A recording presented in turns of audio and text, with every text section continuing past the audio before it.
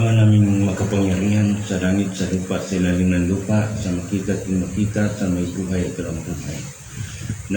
Napakalaking bagay po itong national anthem na dahil sa kalayaan natin, sino mang magtangka ng kalayaan natin, kahit ikamatay ng buhay natin para sa bayan natin.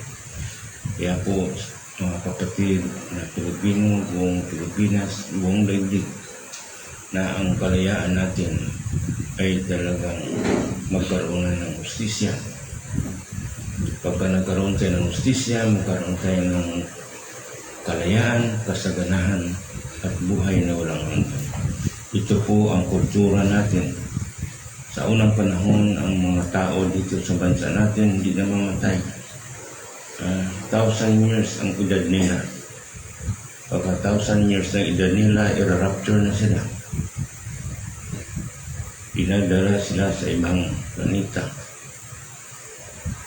Pero sa paghukom, sabi ng mga apo, ang pinakamagandang planeta, itong planeta natin.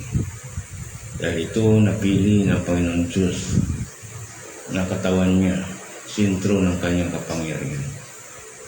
Milyon po ang planeta sa buong kalawakan, pero ito lang ang napili ng Panginoon Diyos, itong ating planeta. Nandito ang buhay ng tao at nagkaroon ng kamatayan pagkapako sa krus ang Panginoon Jesus dahil po sa ating Pilipino. Ngayon po, bumaba ang pagkilala ng ating inang batas ng inang kalikasan. Ito pong April. The Republic Act 371, April 1997. The Indigenous Rights. Kapartner ito ng Constitutional Rights.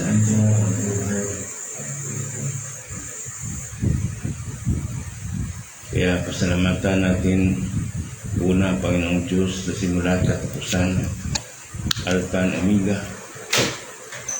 Purihin natin at pasalamatan ang dakilang pag-ibig niya. Dahil sa planeta pa lang, buong planeta, ito ang pinili ng Panginoong Diyos. Pero ang tinawag na lupang pangako, ang Mindanao.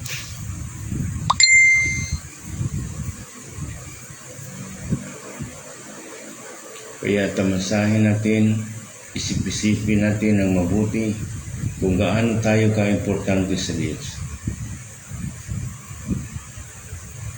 Sa lahat ng planeta, milyon na planeta, ito ang pinili ng Panginoong Diyos. Sa buong planeta, ng daigdig ito, ang Mindanao ang lupang pangako. Anong pangako po sa Mindanao? Dahil hindi pa naman Pilipinas ang pangalan noon dito. Ang pangalan ng Mindanao, Orang Timor.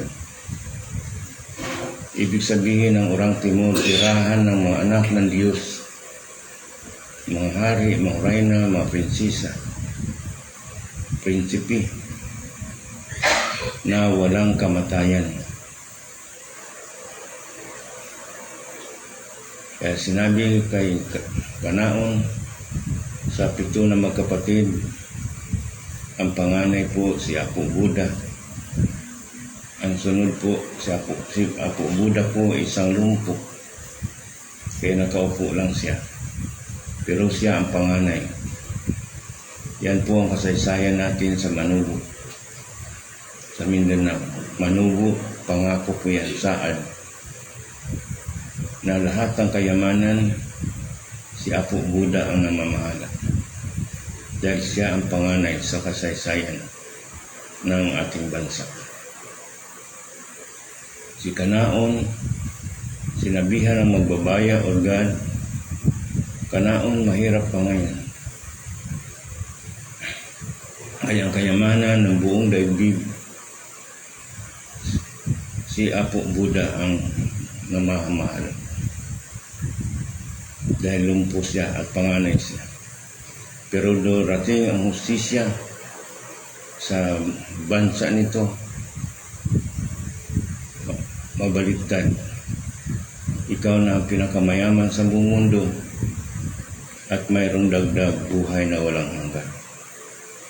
Na ang tao babalik na sa walang kamatayan, walang sakit, dahil kasama natin ang Diyos ng walang hanggan. Yan po ang kasaysayan natin sa Mindanao. Hindi Mindanao ang pangalan yan, Purang Timor. Tirahan ng mga tao, mga anak ng Diyos na hindi magugulo. Isang salita lang ng dato, final ang nagsistory, spiritual at material. Kaya dato must be a practicing customary law. A practicing customary law is a decision maker of the tribe and a peacemaker of the tribe. Kaya ito araw-araw natin pinapaliwanag yung karapatan natin. Dahil hindi na natin naintindihan ang pinanggalingan natin. Ang hindi marunong tumingin sa pinanggalingan, hindi makarating sa paroonan. Parang circle yan. Kung saan ka nanggaling, doon ka rin babalik.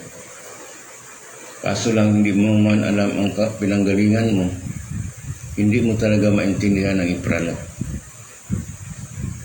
And you will be charged for ignorance of the law. Lalo na sa mga may pinag-aralan.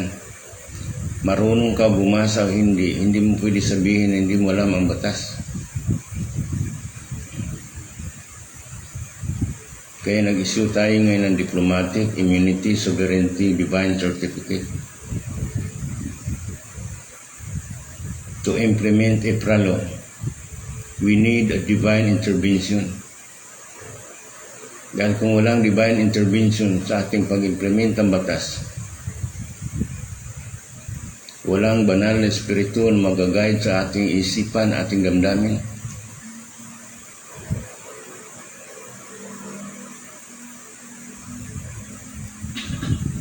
Maraming nagsasabi na hindi mo alam ang EPRA o Republic Act 1371. Hindi po yan Pilipino. Pagka nagsabi ka na hindi mo alam ang Republic Act 1371 EPRA Law 1997. Kasi kung totoo ka na taga rito ka sa bansa natin, maintindihan mo yan kasi ang pinanggalingan ng batas ng lahat ng batas. Ang kasaysayan natin sa Manugbo. History repeat itself. Ang magbago na anumang batas ay ang kasaysayan ng ating bansa. Kung sino tayo noon at ano tayo ngayon. Lahat ng batas inconsistent to Republic Act 1371 na supersede, na repeal.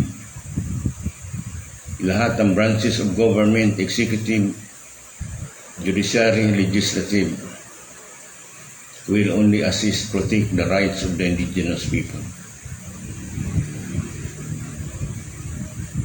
Dahil itong totoong indigenous people, totoong chieftain or dato, makautos siya ng hangin, tubig, lupa at ako. Hindi kayong mga nitibo na utusan kayo ng NCIP, utusan kayo ng local government, mga politiko, utusan kayo ng mga rebelde, mga foreign intruders. Ginagamit ang mga foreign intruders, rebelde, ang EPRA law para hindi daw sila gagalawin. Huwag kayo magtago ng mga rebelde na yan. Intruders yan para sirain ang ating security, economy natin. Pagka nasira ang security natin, economy natin, ang bansa natin, aywan ko kung saan tayo pupulutin. Masyado tayong naniwala sa ibang bansa. Hindi nyo alam ang mga apo natin sa buong mundo gusto nang pumunta sa Pilipinas. Pero walang batas nagbigay sa kanila ng kasiguruhan. Kunyari investor sila. Pero tinitingnan nila kung anong kasiguruhan ng investment nila. Kasi yung investment nila ay magbubuhay sa kanila dito. Pero kung wala namang kasiguruhan ng investment nila, hindi na sila pupunta dito at hindi rin nila dalhin ang kayamanan nila dito.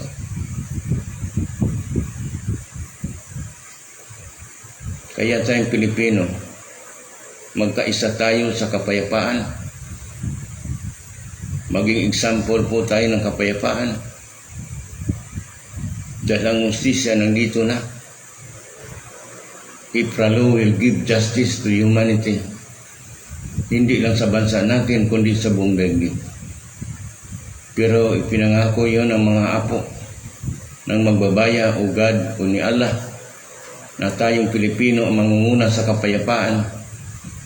Tayo mangunguna sa kayamanan, kasaganahan, at buhay na walang hanggan.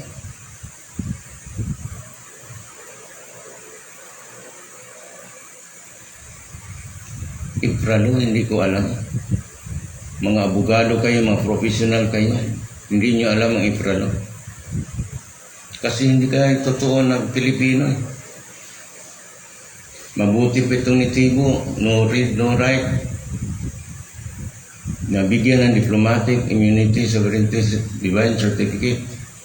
Pinuli ng polis. Inimpound pa ang kanilang sasakyan. Ganun ang tingin natin sa nitibo. Basta damputin mo na lang. Basta hulihin mo na lang. Inaiwan man niya yung certificate niya sa bahay. Kinuha niya, iniwan niya sa sakyanan niya kasi inimpound ng polis. Pagbalik, congratulations pala sa mga Bulacan Police natin at Pampanga. Pagbalik niya, binigay niya ang diplomatic immunity sovereignty certificate niya sa pulis. Unang tingin pala ng pulis, honorable itong nitibo nito. Sabi niya, maliban sa honorable siya, diplomat pala. Hindi natin naintindihan ng diplomat. Bakit diplomat tayong Pilipino lahat? Ma-Christian, ma-Muslim o manitibo ka? Tayo ang pinakamayaman sa buong mundo. At ang bansa natin ay banal na bansa. Blessed tayo na tao. Kaya exempted tayo sa lahat ng mga mandatory use authority. Exempted tayo sa kung anong kaso dito, kaso doon. Sa lahat ng korte, sa lahat, even Supreme Court. Dahil diplomat tayo. Tayong Pilipino na pinili ng Diyos. Hindi tayo kasama dito sa mga batas ng mananakop na iniwan sa bansa natin. Nung wala pa itong batas nito, batas na itong mananakop. Kunyari, independent tayo. Pero kontrolado tayo sa corporate law. Itong corporate law, galing ito sa ibang bansa. Kasi ang mga tao sa unang panahon dito, wala yung kasulatan. Wala yung nakasulat. Kaya corporate law yan. Na supersede yan, na repeal ng IPRA law. Intindihan po natin kung gaano tayo ka-importante sa Diyos. Hindi na tayo importante ngayon. Bakit sumigaw si Poncio Pilato? Sinong gusto niyong palayain? Si Jesus o si Barabas? Yung mga tao nagpupuri kay Panginoong Jesus nung araw ng palaspas. Yan din ang sumigaw na ipako si Jesus. Si Barabas palayain. Ngayon, sumisigaw tayo ng justisya. Ayaw pa rin ng justisya. Sa IPRA law, gusto pa rin yung ugali ni Barabas. Puro sama ng loob, galit. Tanong, reklamo. Ugali yan ni Barabas. Hindi pa siya kontento sa pangnanakaw niya, pang-hold up niya. Hindi pa siya kontento sa pagpatay ng tao. Hindi pa siya kontento na magkaroon silang kaharian. May kaharian na siya, maghanap pa siya ng ibang bansa para maghari siya. itong ugali ng mga emperador. Natuto daw tayo dahil sa ibang bansa. Ano ka natutuhan natin diyan sa batas na yun na nakasulat? Trabaho ni Barabas yan, mga emperador, mamamatay tao, agawin isang bansa at angkinin ang bansa natin. Pupunta lang kayo dito sa Pilipinas, kayo na may-ari ng Pilipinas dahil sa 01-4 protocol, angkinin na ninyo ang lupang Pilipinas na isang tao, na isang pamilya. Dahil dyan sa 01-4, lahat ng batas inconsistent to Republic Act 371 na supersede na repealed, private ka man o government agencies. Kaya ang gobyerno administrative lang when it comes to decision within ancestral land, ancestral domain or public domain. Ang gobyerno walang lupa. Kayo mga foreigner, wala kayong lupa. Ang magbinta ng ancestral land, ancestral domain, kahit titulado pa sa pangalan ninyo, may criminal liability. Walang piyansa yan. Tandaan niyo yan. Kahit may Supreme Court decision pa kayo, nasa inyo yung lupa na yan. Kahit Supreme Court, mag-assist lang yan sa jurisdiction ng tribe. Kaya lahat ng kaso sa Supreme Court, dinidismiss ko in 72 hours for non-jurisdiction. Dahil itong lupa natin, lupa ng Panginoong Diyos, banal ito na lupa. Nagkaroon tayo ng Presidential Decree 410 all over the country, ancestral land, by President Marcos 1974. Dahil ang ancestral land, tirahan ng mga pinili ng Diyos, atin ito lahat. Pero hindi tirahan ito ng tulisan. Mananakaw, mamamatay tao. Ito ang nangyari ngayon. Ito ang trabaho ni Barabas. Huwag tayo masaktan dahil tayo lahat ito. Wala nang hustisya ngayon. Naglalakad ka lang, bigla ka na lang damputin. Wala kang droga sa bahay, lalagyan ka ng droga. Wala kang baril sa bahay mo, lalagyan ka ng baril. Kahit iba ang pumatay, ano sa'yo na ikaw ang pumatay? Isipin mo yan. Anong klaseng batas to? Kaya kung walang divine intervention, wala nang mangyari sa bansa natin.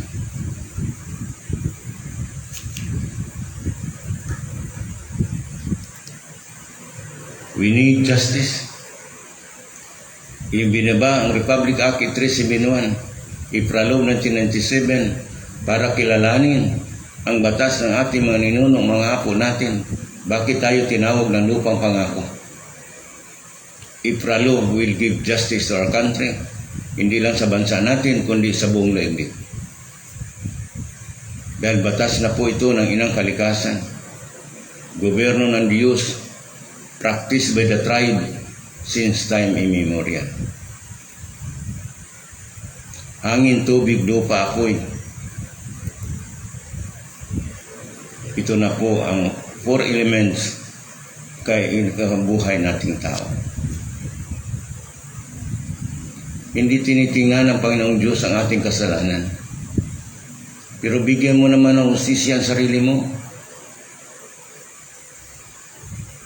Ang April daw sa nitibo lang. Kahit nitibo ka, kung balasubas ka, kung illegal ka, may parusa ka sa April. And to invoke April is not limited for the tribe, but all of us Filipinos has the right to invoke April. Republic Act 371. Kung di mo ito ma-invoke itong batas nito, ignorance of the law excuses no one. May parusa ka rin kung di mo i-implement. Anong parusa sa iyo? Yung pagka-illegal mo.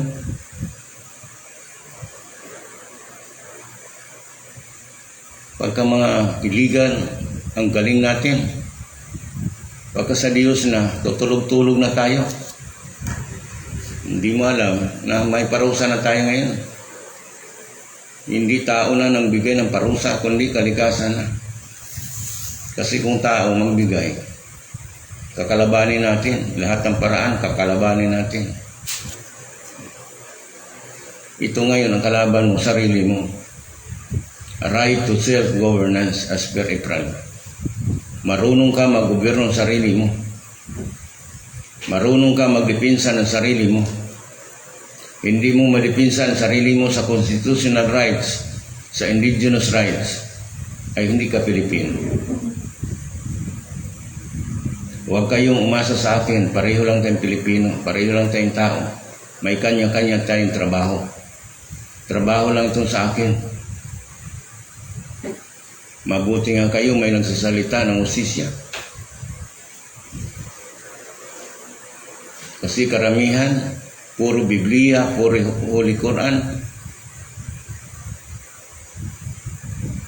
Pero hanggang ngayon, injustices nangyari sa ating bansa, sa buong daigdig. Yung nababasa nyo, yung pinag-aralan nyo.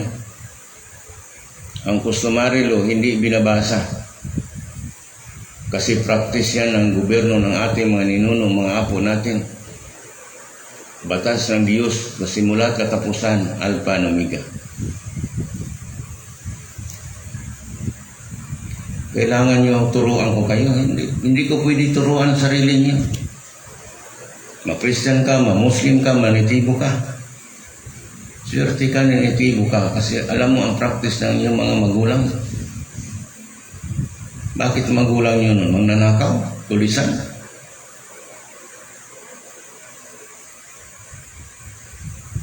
Maliban kung Kristiyanos kayo kasi nagmana ang Kristiyanos kayo Barabas.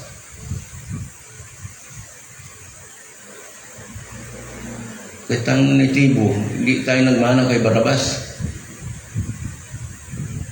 Dahil lahat ng Christian, nagmana kay Barabas. Nang sabihin mo na banal ka, ikaw pa nagpupuri sa araw ng palaspas, ikaw pang Kristiyanos ang sumigaw na ipako si Jesus, si Barabas ang palayain.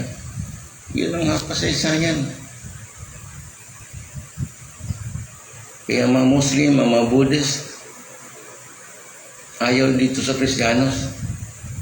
Kasi ang Kristiyanos, Christian ka na, ikaw pa papako sa krus. Ikaw pa nagnegosyo sa krus din. Nininegosyo mo ang Panginoong Jesus. Oh, hindi mo pwede baguhin ang kasaysayan. Tingnan mo ngayon, naglalakihan ng mga simbahan ng mga relihiyon dahil sa pangalan ni Jesus.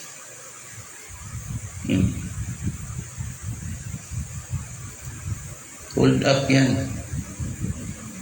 Injustice yan. Mamatay ka, magbayad ka. Magpakasal ka, bayad ka. Pabinyag ka, bayad ka. Iba pa yung mga Thanksgiving. Kaya ang simbahan yung naglalakihan. Pero ang tao, puro injustices ginagawa niyo. Na ang totoo pala na simbahan, hindi yung building niyo, kundi ang katawan natin, ang totoong simbahan ng banal na Espiritu. Isipin mo katawan natin. Simbahan ng Panginoon. Simbahan ng Espiritu. Kaya ang katawan natin, ginagamit ng Espiritu. Katulad itong pagsisigaw natin ng justice, administration of justice. Kasi kung walang batas, wala nang mangyari nito. Kaya lahat ng batas inconsistent to Republic Act 371, Ipraloob 1997, na supersede, na repeal.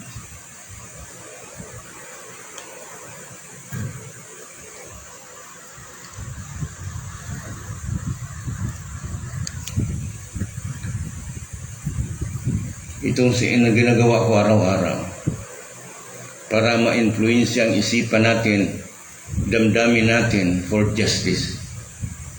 Kasi kung may justisya na ang bawat isa sa atin, maging responsable tayo na Pilipino, tayo maging leader sa kapayapaan sa buong mundo, tayo maging leader ng buhay na walang hanggang sa buong mundo, tayo ang mamamahala ng kayamanan ng buong mundo. Yan ang kaya ganito ginagawa natin ngayon. Dahil sa justisya na binaba dito sa bansa natin. Ang bansa lang natin nagkaroon ng IPRA Law, Indigenous Peoples' Rights Act of 1997, Republic Act 837. Kaya sabihin mo di mo alam ang batas, ignorance of the law excuses no one. Kaya mga tao na hindi alam ang batas, huwag kayong pumatol dyan dahil mga illegal na tao yan. Illegal na Pilipino yan. Nabuti pa yung mga nitibo, mga itas. Dito sa Luzon, walang pinag-aralan. Yun man talaga sa atin dito sa Mindanao. Ayaw tayo paaralin ng mga apo natin. Dahil kung mag-aral ka, mawala na yung custom and tradition. Una, babaguhin na yung patakaran sa bahay, patakaran sa buhay. Kasi abogado na daw, professional na daw. May pinag-aralan na. Itong mga abogado nito, mga engineers nito, mga professional, pag-uwi nyo sa bahay, utusan nyo kagad ng magulang yung nanay, timplahan ng kape. Abogado ang anak mo, timplahan mo ko ng kape. Ipaglaba mo ko sa damit ko. Isipin mo ugali na yan. Kasi abogado na ako, judge pa ko, fiscal ko. Ako nag-uutos ng dilisis sa korte. Pagdating dito, timpla ka kagad nanay ng kape. Yung damit ko, labahan mo, ibinisin mo yung sapatos ko. Isip yung nanay niya, inutusan. Ikaw walang utang na loob mo na profesional ka. Akala mo kung sino itong mga profesional nito. Ignorante naman sa batas. Isipin itong mga judge, fiscal. Baliwala ang ifralo. Tatawa-tawanan niyo ang mga nitibo. Alam ang nitibo, pagka nagsalita yan dyan sa korte, final and executory yan. Kayo mga judge, fiscal o Supreme Court, mag-assist lang kayo sa jurisdiction sa tribe. Katulad sa akin, sa Clark, sa Angeles City, yung kaso ng mga itas din dyan. Pagdating sa korte, kasama ko ang abogado ko na sa likod. Pero sabi ko, huwag kayong magsalita. Pabayaan mo kung magsalita. Pero marunong yung judge dyan sa Angeles City. Unang tinanong niya, saan abogado mo? Yung nitibo. Sir, wala akong abogado. Tapos binasa yung sulat ko, dismissal in 72 hours for non-jurisdiction sa kaso ng itas. Or wrote the letter for the dismissal in 72 hours for non-jurisdiction. Tinaas ko yung kamay ko, Your Honor. Yun lang sagot ko, dismiss ang kaso. Kaya huwag kayong kumpiyansa mga judge, fiscal o police, military, lahat ng branches of government will only assist, protect the rights of the indigenous people. Tinuturo ko ito para madepinsa nating Pilipino ang sarili natin. Sabi ko nga, to invoke IFRA law is not limited for the tribe, but all of us Filipinos, Christian, Muslim, o nitibo ka has the right to invoke IFRA para madepinsahan mo ang sarili mo. Constitutional rights pa lang, panalo ka na. Lalo na sa indigenous rights. Dahil batas ng ating mga ninuno, mga apo natin, ng Panginoong Diyos, practiced by the tribe since time immemorial, na kinikilala ngayon ng IFRA law. Hindi kaya ipaliwanag ito ng mga pastor, mga pari, mga evangelist. Although practice kayo divine intervention, pero lumaki ang mga simbahan nyo dahil sa kay Panginoong Hesus. Pati krus binibintan nyo. Mga imahin binibintan nyo. Binagbalatipan nyo na kayo ang nagpapako kay Panginoong Hesus. Si Barabas ang pinalaya ninyo. Hindi na kayo nahiya dyan. Yung mga tao na sasakop sa inyo, mga templo pala ng Diyos, hindi yung naglalakihan na simbahan nyo, naglalakihan na building nyo. Pero ang mga tao na templo ng Panginoong Diyos, pinarusahan nyo dahil sa mga doktrina nyo ginawa. Klase-klaseng doktrina, klase-klaseng batas. para makontrol niyo ang simbahan ng Panginoong Diyos. Ang katawan pala, ang totoong ang simbahan ng Panginoong Diyos. Simbahan ng Espiritu. Kaya tuloy, klase-klaseng espiritu ang pumapasok sa katawan ng mga membro niya. May engkanto, may tagabaliti, tagabato, pero sumisigaw pa rin ang Jesus. Madapa ka, Jesus. Jesus Maria Joseph. Tingnan. Baliwala sa inyo. Dan ang nagsimba ngayon kay Jesus, iyon din ang papako kay Panginoon Jesus. Pinagpupuri sa Kanya. Noong araw ng palaspas, yan din sumigaw na si Jesus ipako, si Barabas palayain. Kahit tingnan mo ang kasaysayan, kahit sa Biblia, ganun. Tapos mayabang kayo na Kristiyanos kayo. Naglalakihan mga building nyo, simbahan nyo. Yung mayaman kayo mga relihiyon. Sa pangalan ni Jesus. Pero pagsalitain mo sa mga pulpito, itong mga pastor nito, mga evangelist nito, akala mo kung sino kayo. Huwag niyong gawin dito sa Pilipinas. Hindi Pilipinas ang tawag nito, Urang Timon. Lupang pangako. Na ang tao dito hindi namamatay noong unang panahon. Pero dumating ang mananakop, mga tulisan, mga nanakaw, mandarambong. Ito ngayon namamatay na ang tao, Pilipino. Namamatay na ang mga tao dito sa bansa nito. Hanggang ngayon, tuloy-tuloy ang injustices. Kahit may Supreme Court pa tayo, tuloy-tuloy pa rin ang injustices. Dahil justisya ito ng mandarambong. Justisya ito ni Barabas. Tulisan, mga nanakaw. Ito ang justisya niya. Kaya kung wala kang pera, hindi ka mananalo sa korte. Kasi abogado pa lang kung kriminal, 50,000 acceptance fee pa lang. At tayong mahirap, anong ibayad natin 50,000 acceptance fee? Pagka kriminal na kasa. Di ba malaking negosyo itong justisya natin? Para din relihiyon itong justisya natin. Kailangan magbigay ka ng contribution. Mamatay ka, magbayad ka. Pabinyag ka, magbayad ka. Pakasal ka, magbayad ka.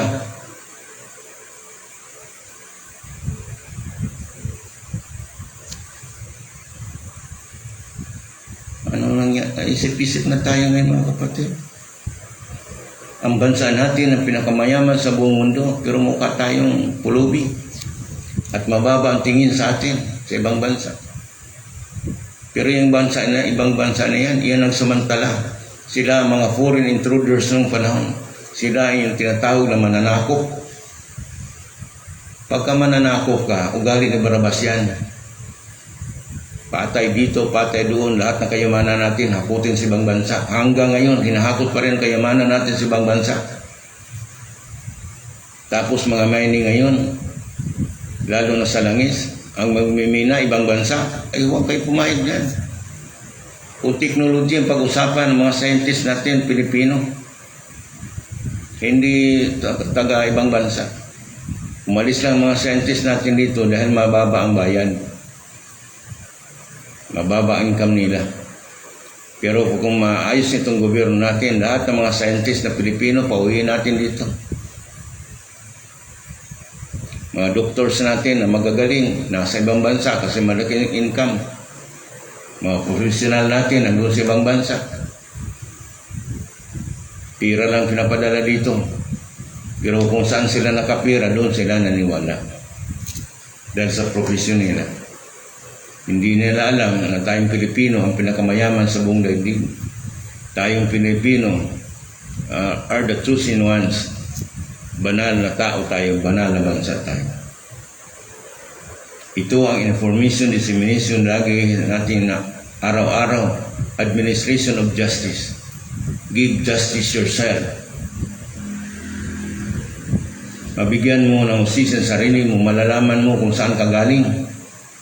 Mabigyan mo ng hustisya sa sarili mo, malalaman mo kung sino ang Diyos mo na totoo. Ang Diyos mo na totoo, iyan magbigay sa iyo ng hustisya. through divine intervention. Dahil ang totoong Diyos ng tribo, justice, walang pangalan. Kaya yung Diyos mo na may pangalan, diyan ka, humingi ka ng hustisya dyan. Kasi ang Diyos ng tribo, ng Federal Tribal Government of the Philippines is justice. IPRA will give justice to humanity, hindi lang sa bansa natin, kundi sa buong daigdig. Ito ang Diyos namin. Kasi kung wala tayong hustisya, bigla ka nang damputin dyan. Bigla ka na ikukulong. Kahit wala kang kasalanan, pwede ka lagi ng kasalanan, ikukulong ka. Tingnan mo yung malapit ngayon sa akin. Illegal recruitment lang. Yung si Mrs. Martin, yan sa Pampanga. Illegal recruitment, perpetual na ang kanyang pagkakulong. Diferensya kayo, mga judge kayo ha. Illegal recruitment lang. Husgahan mo ng perpetual na pagkakulong. Pagkabilanggo, ano ba kayo mga judge kayo? Pampanga is ancestral land, ancestral domain. As per Presidential Decree ni Marcos 1974. Ancestral land po yan. As per Presidential Decree 410, 1974 ni President Marcos. Lahat ng kaso dyan sa Pampanga dadaan sa tribal judiciary system. Sumulat ang Department of Justice sa akin na lahat ng kaso sa ancestral land all over the country ibalik sa tribal judiciary system to address the Republic Act 371 IPRA 1997. Illegal recruitment lang. Perpetual na pagkakulong. Tandaan yung mga judge kayo. Perpetual din ang disqualification to any government agencies o lapses of IPRA. Panginoong Diyos lang, batas lang ang pwede magsabi niya. Pero kayo mga judge, hindi niyo pwede sabihin na perpetual na pagkakulong. Illegal recruitment lang. Bakit legal ba kayo mag-recruit? Kahit government agencies will only assist, protect the rights of the indigenous people. Lahat ng batas inconsistent to Republic Act 371 na supersede na repeal. Kaya lahat ng mga desisyon nyo from judiciary, legislative, executive na lanbued pa, wala po yan. Dahil ang gobyerno, lahat ng branches of government, mag-assist lang yan sa jurisdiction sa tribe within ancestral land. Lahat ng mga pribado, hindi kayo makapag-desisyon. Kahit mayroon pa kayong extrajudicial corporate law yan. Lahat nga ng batas, inconsistent to Republic Act 371 na supersede na repeal judicial decision nyo, extrajudicial na karoon na kagad ng pagkakulong. Ingat-ingat kayo. Supreme Court nga, nadidismiss ko ang kaso ni Governor Cagas in 72 hours. Pero hindi nadala ng 72 hours dahil tatlong judge nag-inhibit. Sikrin itong mga judge na nag-inhibit. Umalis ka pagka-judge. Mag-inhibit ka. Tapos tuloy pa rin ang pagka-judge nyo. Yung mga judge, mahal na presidente, na mag-inhibit ang kaso, tanggalin mo yan. Mag-inhibit ka sa kaso. Tatlong judge nag-inhibit sa kaso ni Governor Douglas Cagas ng Davao del Sur. Tatlong judge. Hindi nyo naintindihan bakit nag-inhibit kayo.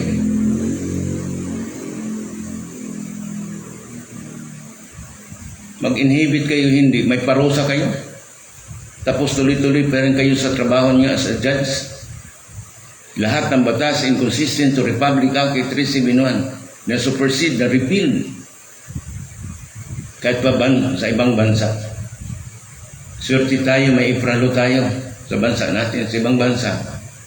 Ang karapatan ng tribo, recognize lang ng kanilang presidente, ng hari nila. Pero sa atin, kahit sino pang presidente na darating, sino pang hari, final and executory ang ating decision sa tribo within ancestral land, ancestral domain, or public domain. Dahil ang gobyerno, walang lupa yan. Administrator lang sila. Utusan lang sila ng taong ng bayan. Tapos mag-desisyon sila. Yan ang maintindihan natin mga Pilipino. Tapos sabihin nyo na nitibo lang yung Ipralo. Ignorance of the law excuses no one.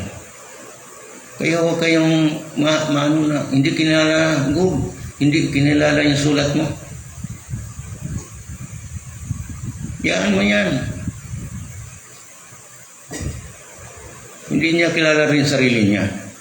Hindi niya kilala rin ang constitutional rights. Hindi niya kilala rin indigenous rights. Batas yan. Huwag niyo sabihin sa akin na, ay sulat mo, baliwala. Ikaw din nagsasalita, baliwala din sa iyo. Ako suporta lang sa desisyon ninyo. Ma-Christian ka, ma-Muslim ka, o manitibo ka. Suporta lang ako sa desisyon ninyo. Right to self-governance as per Ipralo.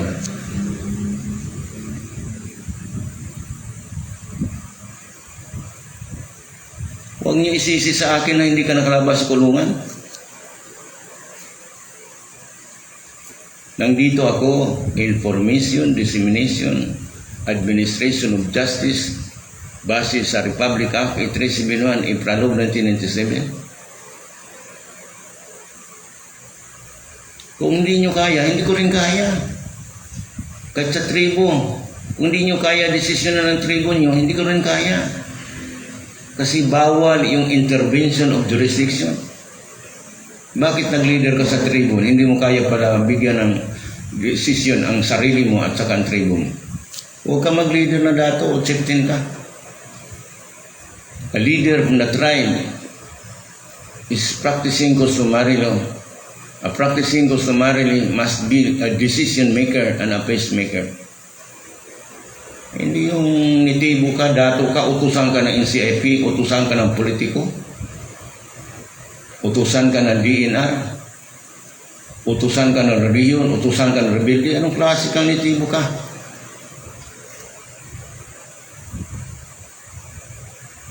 You are protected by Ipralo. You are protected by constitutional rights. Wala ka nang hanapin. Bakit tayo ngayon diplomatic immunity, sovereignty, divine certificate? Dahil tayong Pilipino ang pinili ng Diyos. Mga anak tayo sa pangako. At pinakamayaman tayo sa buong mundo. Hindi mo kilala sarili mo. Kaya diplomatic exemption to any government mandatory use authority. Mabase ng mga professional, military, police, NBI, o anumang government agencies. Mabasa nila yan, hindi nakikibo yan. Dahil ang sabihin na ignorante siya, nababasa niya. Ma-charge siya for ignorance of the law and becoming government official. At alam mo ang lapsis niya? Nabasa na niyan, diplomat ka, tapos kasuhan ka, kukulong ka pa. Perpetual disqualification to any government agencies. That is lapsis of IPRA. Sa mga abogado, perpetual disbarment for ignorance of the law. Hindi biro ito. Huwag niyong tawa-tawanan. Batas na po ito ng kalikasan. Huwag niyong tawanan ang hangin, tubig, lupa at apoy. Huwag niyong tawanan. Hangin pa lang, may parusa ka na. Tubig pa lang, may parusa ka na. Lupa pa lang, may parusa ka na. Magka namatay ka, lilibing ka sa lupa.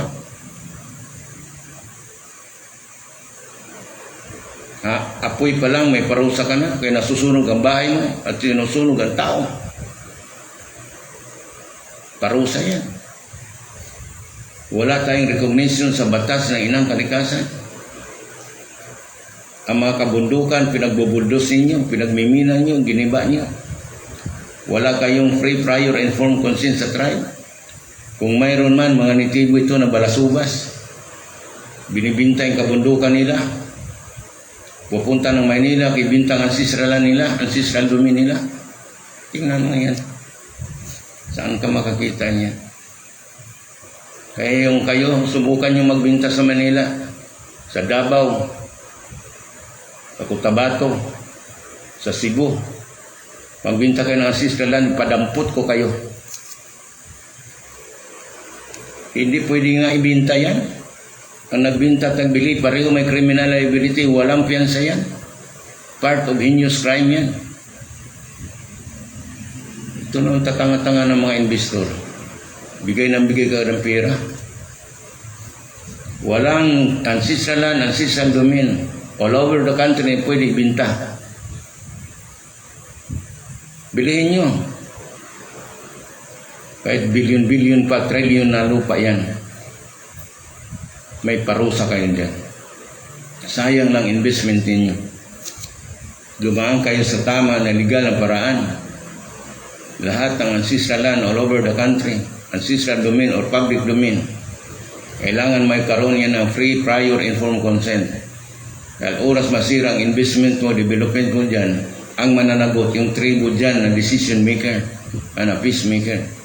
At pag dinimilo pa ang ancestral land, ituturo muna ang mga area na pwede mo i-develop kasi may mga lugar sa tribo na sagrado, yung libingan ng tribo, irespeto yan. May mga bundok dyan na hindi pwede galawin dahil may mga pamanhiin ang tribo dyan. Hindi kayong taga-DNR, kayong taga-MGB, buldos ng buldos kayo sa kabundukan. Kahit DNR kayo, hindi kayo pwede o MGB kayo, hindi kayo pwede magmina without free, prior, informed consent. Naintindihan nyo yan.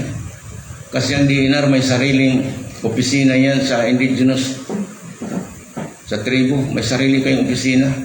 Anong ginagawa niya mga nyo sa tribe? Baka yung panangunguna pagpa-illegal mining, illegal quarry. Ayos-ayos kayo ha.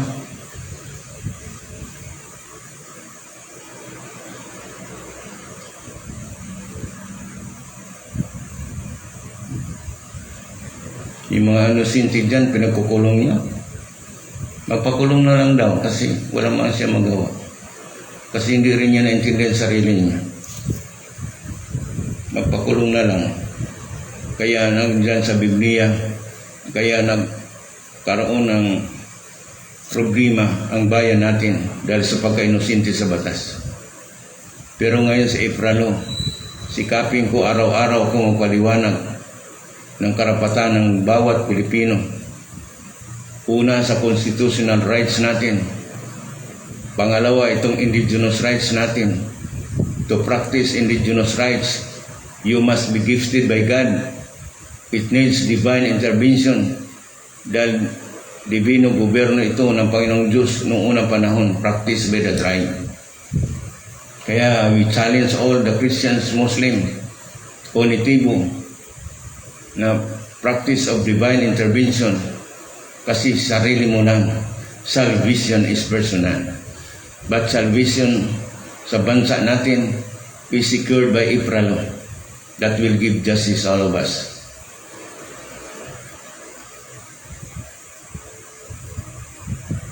Sinisikap ko po na mabigyan ng hustisya ang sarili natin.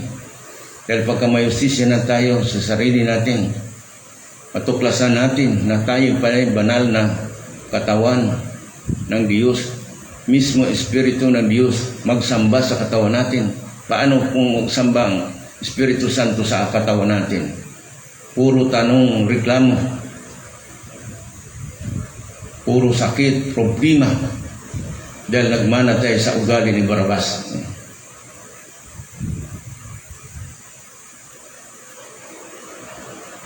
Pagka naging templo ang katawan natin ng Espiritu Santo na iniwan ni Lord Jesus that will guide us for salvation. Hindi iniwan ni Lord Jesus ang kanyang banal na Espiritu Santo para tayo magkagulo. Iniwan ni Lord Jesus ang kanyang banal na Espiritu para mag-guide sa atin sa kaligtasan sa buhay na walang hanggan. Kaya yung sa Supreme Court, lahat ng kaso sa anumang korte na di-dismiss ko in 72 hours through divine intervention ng Panginoon. Hindi ko po magagawa yan. Sino ba ako na mag-dismiss ang kaso in 72 hours for non-jurisdiction? Dahil batas na po ito na inang kalikasan. Dahil sabi ni Lord Jesus, gigibain ko itong templo nito, tatong araw itatayo ko. Kaya lahat ng sulat ko sa Supreme Court, sa lahat ng korte, sa lahat ng government agencies, dismissal in 72 hours for non-jurisdiction. Divine intervention na po ito. Wala akong pulis, wala akong military. Ang aking utusan lang ako ng inang kalikasan. Utusan lang ako ng hangin, tubig, lupa at apoy na panggobyerno ng Diyos sa simula't katapusan. The 4 elements, 4 corners. Pero ang implementor, tao. Tayong Pilipino. Na ang bansa natin maging ruler to sa buong daigdig. Dahil tayong pinakamayaman na bansa at banal na bansa. Tayo mangunguna ng kapayapaan, kasaganahan at buhay na walang hanggan.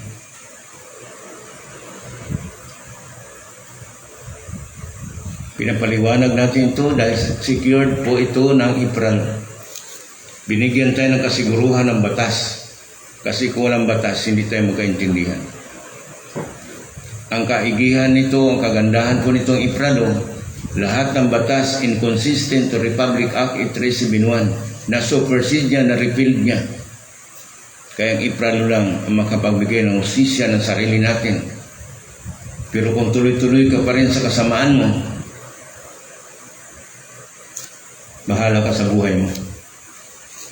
Illegal to the Constitution or illegal to IPRA is illegal to God. Sa ating paniniwala sa Diyos, binigyan tayo ng constitutional rights. Ngayon sa mga natibo na decision maker, binigyan tayo ng indigenous rights as per Republic Act 8371 or IPRA 1997. Ano pang hanapin natin? Maging kontento tayo kung ano tayo. Hindi mo trabaho, huwag mong pakialaman. Huwag kang mainggit sa kapwa mo. Kasi lahat tayo, binigyan ng kapangyarihan ng Panginoong Diyos. Iba-iba lang tayo ng trabaho. Pero pagdating sa hukuman, pareho lang tayo ng sweldo. So magrespetuhan tayo. Kasi mayroon sa kapwa mo na wala sa iyo. Mayroon din sa iyo na wala sa kapwa mo. Kaya lahat tayong tao, Pilipino o foreigner, may kanya-kanya tayong trabaho. Huwag tayong mainggit kung anumang trabaho niya. Huwag tayong mainggit na mayaman siya. Basta normal lang tayo. Gawin lang natin ang makakaya natin. Kasi hanggang dyan ka lang. Pero pagdating ng paghukom ng sweldo, pareho lang tayo ng sweldo. Importante maging responsable tayo sa sarili natin. Sa Bisaya pa, dili ni mo tuga, hindi ka magpatuga-tuga. Kasi kung gifted ka dyan sa jurisdiction mo, tagumpay ka.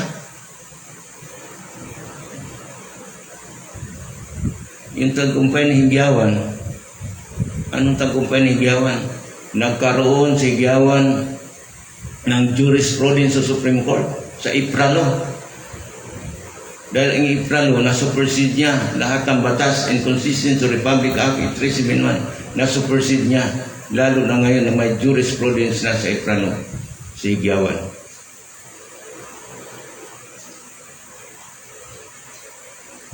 Kaya ang pumipirma sa mga desisyon, si Higyawan lang pumipirma. Para mabigyan ng hustisya ang buong Pilipinas. Dahil karoon tayo ng mga krimen, sakit, kamatayan, dahil sa batas ng mananakop. Ngayon, naglagay ng judge, fiscal, itong gobyerno natin, gobyerno itong ng mananakop. Minana natin yung kayabangan, minana natin maghari-hari tayo kahit hindi sa atin. Gusto natin kunin. Hindi sa'yo, huwag mong pakialaman. Hindi mo jurisdiction, huwag mong pakialaman. Kung anong trabaho mo, yun ang kaya mo. Pero kung di mo kaya, hindi sa'yo yan.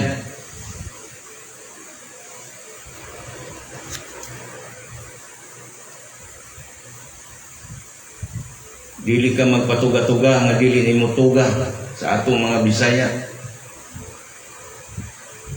Dahil magkaroon ka ng kasalanan sa constitutional rights at indigenous rights. Ang trabaho ko po bilang Governor General sa IPRA, dahil po ako po nagmanifesto sa IPRA law, sa Supreme Court, implementation of IPRA. Kaya malaking katanungan dahil eskudero daw ako, sino ako na mag-implement sa IPRA. Sabi ko nga, to invoke IPRA law is not limited sa tribu, kundi sa Christian, Muslim, unitibo ka as the right to invoke IPRA. Malaking katanungan dahil eskudero daw ako. Anong karapatan ko mag-implement ang IPRA? Kaya nagkakaroon ako ng court hearing sa Davao City, sa NCIP. Pinatawag ako for technical conference regarding sa manifesto ko implementation sa IPRA sa Supreme Court. Pagdating sa NCIP Regional Office ng Region 11, technical conference, pero doon ako pinasok sa courtroom. Hindi CR, hindi comfort room, kundi courtroom. Naisip ko, hindi man ako abogado.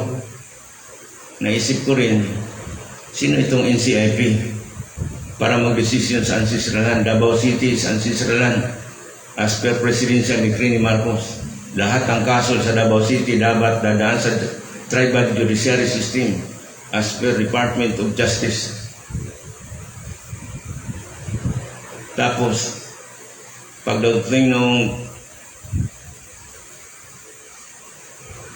abogado na presiding officer ng NCIP ng Region 11,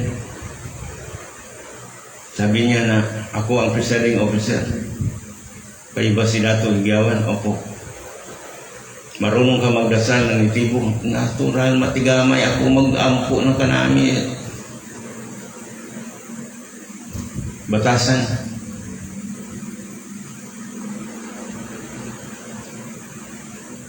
Kahit ilang taon ako sa Manila, matigamay ako magkinamayo, magmanubo.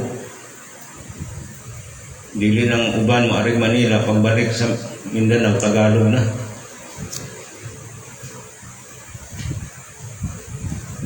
Kaya sabi niya, magdasal ka muna ng nutibo.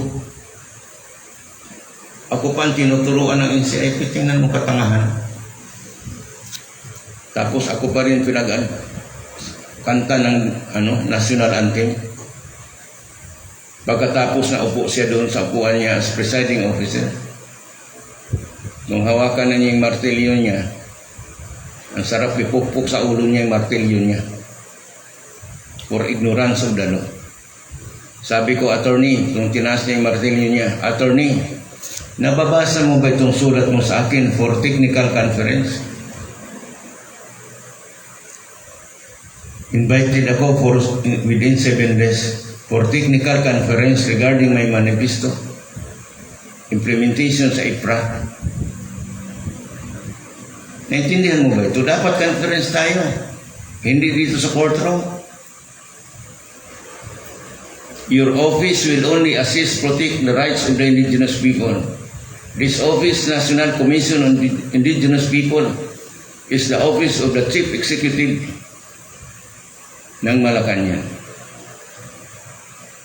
To assist, protect the rights of the indigenous people. Davao City is ancestral land as per Presidential Decree ni Marcos 1974. Dapat lahat ng kaso dito sa Davao City dadaan sa tribal judiciary system. Attorney, pag hindi ka bumaba dyan sa upuan mo, ngayon din padisbar kita for ignorance of the law. Baba siya. Yung mga abogado, mga direktor sa RAPO umalis, lumabas sa kwarto. Nanood na lang sila sa labas for ignorance of the law. Sabi niya, Gob dato, kung anong tawag niya sa akin. Mag-usap na tayo off the record. Off the record, naka-CCTV camera ka. Off the record, pati salitaan niya na off the record. Nakuha ng CCTV camera. Hindi ako binigyan ng certificate of appearance. Tingnan niya. Hindi ako binigyan ng minutes of the meeting. Sa pagka-ignorante nila sa batas. Ngayon kayong NCIP, under kayong DSWD. Ibig sabihin, disabled kayo na ahensya. Yan ang ginawa ni President Duterte. Dinagay kayo sa DSWD, disabled kayo. Tapos susulat pa kayo na hindi ako recognize. Ay, hindi ko naman kayo recognize. Sino kayo? Assisting agency kayo. Lahat ng government, branches of government will only assist, protect the rights of the indigenous people. Ngayon kayong taga-Region 3. Huwag daw i-honor ang federal tribal government. Ang association, Kingdom of Baharlika, paano mga association dito na naka-affiliate sa federal tribal government. Bakit? Sino kayo mag-recognize? Lahat nga ng branches of government will only assist, protect the rights of the indigenous people. Dapat magpasalamat kayong NCIP, government agencies na nagkaroon ng jurisprudence Supreme Court sa IPRA dahil kahigyawan pagsisikap yung jurisprudence natin Supreme Court. Yun magbigay ng hustisya ng lahat ng nitibo, hindi lang nitibo, lahat buong Pilipinas. Magbigay sa atin ng hustisya. Lahat ng ancestral land all over the country. Ibabalik lahat ng kaso sa tribal judiciary system to avoid lapses of IPRA law. Lapses of IPRA law is criminal and impeachable. Perpetual disqualification to any government position. And this perpetual disbarment for the lawyers for ignorance of the law.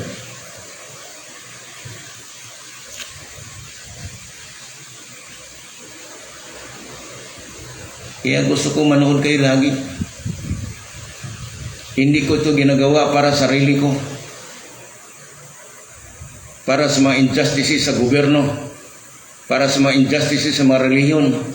Sa mga asosasyon na pinagsamantalahan ang ating kabundukan, kapatagan ng bansang Pilipinas. Because we don't know ourselves. Knowing ourselves is knowing our God. Paano tayo gigayad ng Banal na Espiritu? Paano tayo gagayad ni Allah? Maya-maya tawag tayo kay Allah. Pero injustices nangyari sa bansa natin.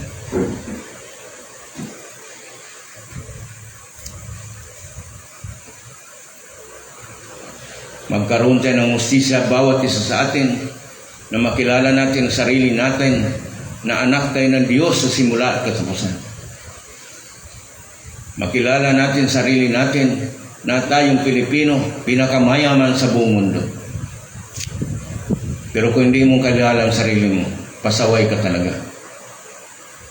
Yung mga taong mga pasaway, magugulo, huwag kayong sumama dyan. Dahil hindi nila alam ang pinanggalingan nila. Ang hindi marunong tumingin sa pinanggalingan, hindi makarating sa paruroonan. Ang pinanggalingan natin, ito ang kinikilala ngayon ng batas ng Republic Act 371, April 1997. Kaya araw-araw nag-uusap tayo ng hustisya kasi ang pinanggalingan natin may hustisya tayo sa unang panahon sa simula at katapusan. Ito na ngayon sinisigaw natin ng hustisya Dahil pagka nagkaroon tayo ng hustisya, sarili natin, ang tribo natin, ang bansa natin, makikilala na sa buong daigdig. Kaya ano sabi ni President Marcos 1980, 71, nasa Malacanang ako. Uwi ka sa Mindanao, dalhin mo itong matanda nito, dito. Matanda na. Pagka nadala mo dito sa Malacanang, hindi na ako maalis pagka-presidente. Sabi ko, bakit sir? Diyos ba yung matanda namin? He is not God, but He is gifted by God. Lahat ng sinabi niya sa buhay ko, naging totoo. Baka bababa ako ng Malacanang na wala akong madala. Doon ako natakot na baka bababa siya ng Malacanang na wala akong madala. At kung wala nang matanda, sikapin mong pag-aralan ang batas ng nitibo ng manubo. Ano po sir itong batas na yan ang batas ng Diyos na iniwan sa tribo. Kaya tinawag ang Mindanao na lupang pangako. At oras maintindihan mo ang batas mo ninyo, sikapin mo maintindihan ng gobyerno. Oras maintindihan ng gobyerno ang batas ng tribo, ng manubo. Uunlad ng Mindanao, uunlad ng bansa natin at makilala tayo sa buong daigdig. Ito na ngayon ang challenge mo. Mahal namin na Presidente-elect Ferdinand Romualdez Marcos Jr., ituloy mo yan. Nandito ang tribo na makadesisyon sa kanyang tribo, na tutulong sa iyo. Huwag kang maniwala dyan sa mga nitibo na hindi makadesisyon sa tribo niya. Pasaway sa tribo niya, huwag niyong anuhin. Parang Christian din niya na pasaway. Kung kilalanin mo ang mga nitibo talaga na mga decision maker, puntahan mo sa isang tribo. Tanungin mo ang mga tao dyan kung itong nitibo nito na leader nila, gusto ba niya ito? Nakadesisyon ba ng problema niyo? Iyon ang tulungan mo. Pero yung mga dato, chieftain dyan na pasaway, utusan lang ng NCIP, utusan lang ng DNR, utusan lang ng local government, utusan ng reliyon, huwag niyo pakialaman yan. Pasaway yan, problema ng bansa natin yan. Involve yan sa mga economic sabotage sa bansa natin.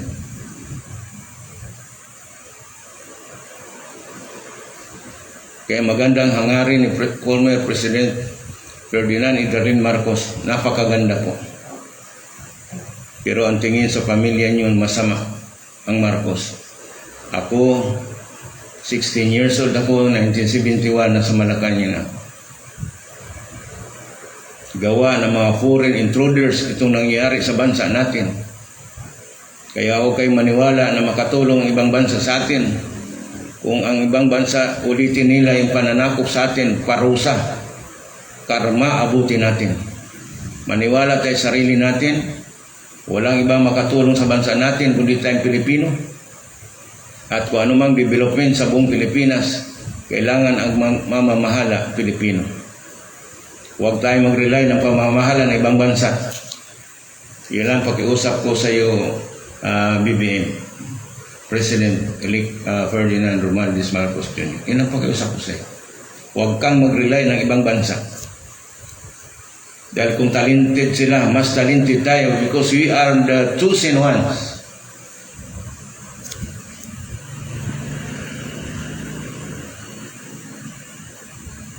Tayo nga magtuturo sa ibang bansa ng kapayapaan, kasaganahan. Dahil ang bansa natin ang pinakamayaman sa buong daigdig. Tayo rin magtuturo sa ibang bansa ng kaligtasan ng buhay na walang hanggan. Tapos mag-rely tayo sa ibang bansa na naman ngayon. Maniwala ka, President-elect Ferdinand Romualdez Marcos, sa sarili mong desisyon. You will be guided by God. You will be guided by the spirit of our ancestors. Believe yourself and believe your God. You don't believe yourself, you don't believe your God. If you don't believe yourself, kaya humihingi ka ng tulong sa ibang bansa. Huwag. Babalik ang karma sa bansa natin. Do not rely to any foreign countries. Dahil tayo ang chosen ones of God. We are the blessed person. We are the blessed country. And we are the richest country. of the universe. Ganon tayong Pilipino, kaya nag-resyo ako ng Diplomatic Immunity Sovereignty Divine Certificate. Because we are the blessed people of God and we are the richest country sa buong daigdig. Kaya nag-isyo ng Diplomatic Immunity Sovereignty Divine Certificate for us to be free from injustices dito sa bansa natin at sa buong daigdig. Diplomat ka.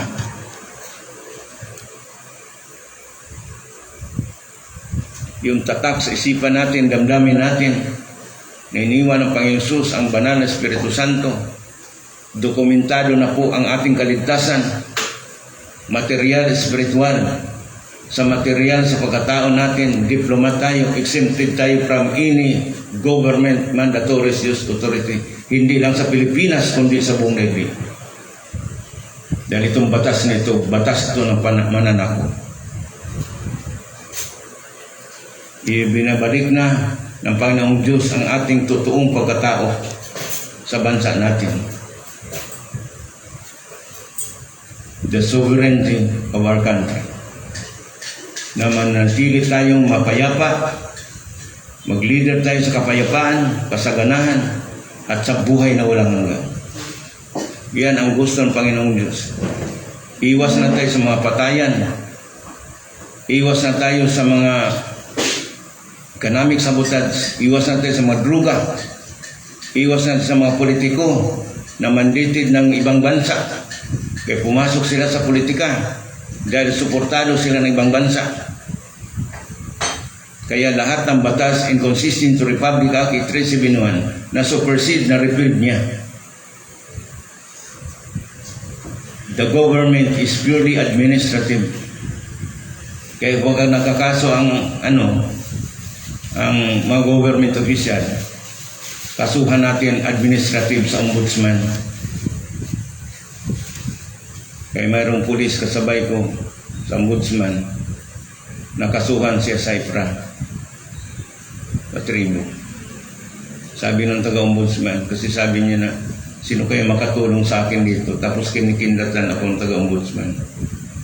Dahil nagpa-receive din akong dokumento. Sabi nung taga-ombudsman, ma'am, kay Colonel na babae, ma'am, maghanap ka na ng pinakamagaling na abogado sa buong Pilipinas. Ayaw ko kung makaretire ka.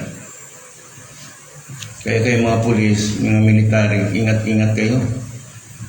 NBI, CIDG, kung ano dyan. Dapat kayo magproteksyon kayo sa Pilipino. May pinag-aralan o walang pinag-aralan.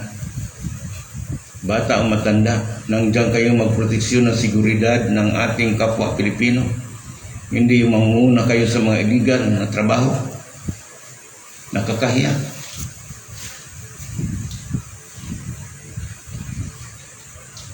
Napakasakit. Subukan kung ikulong kita na wala kang kasalanan. Sabihin mo may kasalanan ka, may ebidensya. Kasi hindi ka ikukulong kung walang ebidensya. Ang pala planted evidence. Ang pala maritis lang, chismis lang.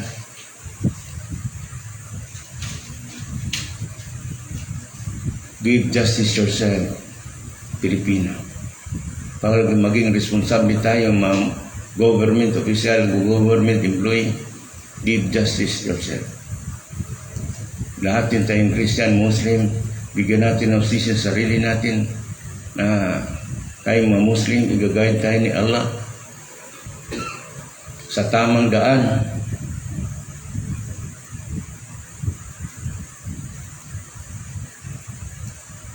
Na mabigyan ng hustisya sa sarili natin, hindi yung 5 bisis tayo magdasal, pero puro injustices naman ginagawa natin sa kapwa natin.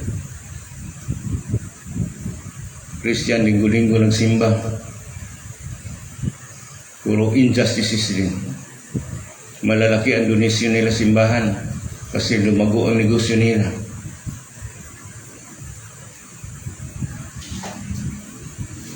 Kasi sa negosyo, kung hindi ka magsinungaling, hindi ka asenso. Kailangan magsinungaling ka para umasenso ka.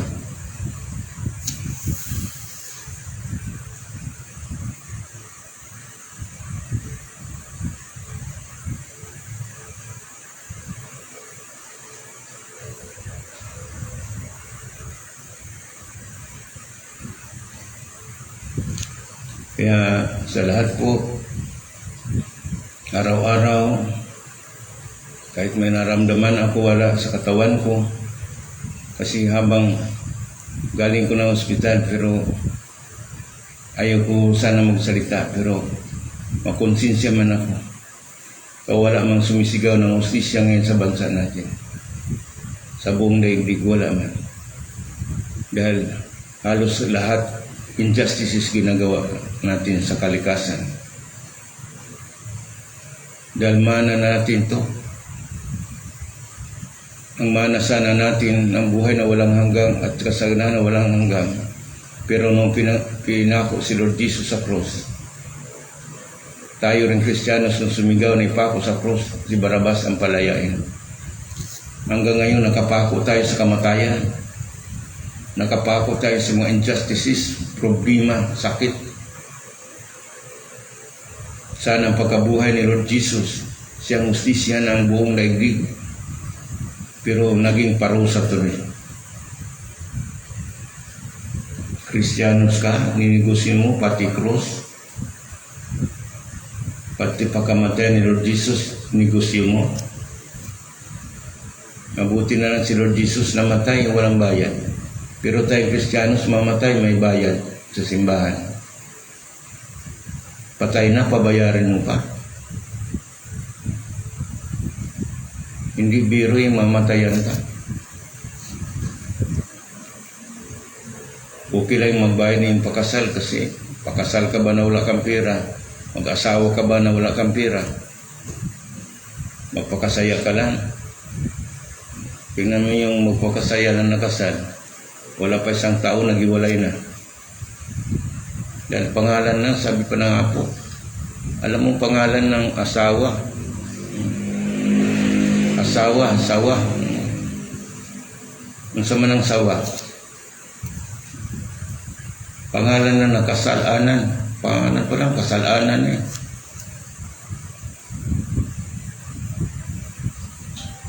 Kahit ilang bisis kakasalin, kung illegal naman, hindi na magandang ginagawa mo, injustices pa rin yung kasal na yan. Dahil kasal lang kay doktrina. Napakaganda kay kasal. Pero injustices lang palang ginagawa. Ginagamit mo ang Panginoong Diyos sa mga injustices mo. Hindi biro ang kasal. Kung totoo na kasal yan.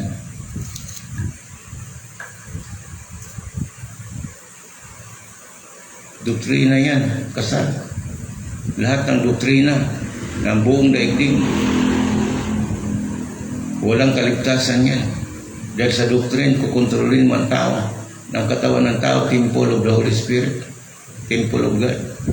Doktrinahan mo para sumunod sa reliyon mo, sumunod sa asosasyon mo.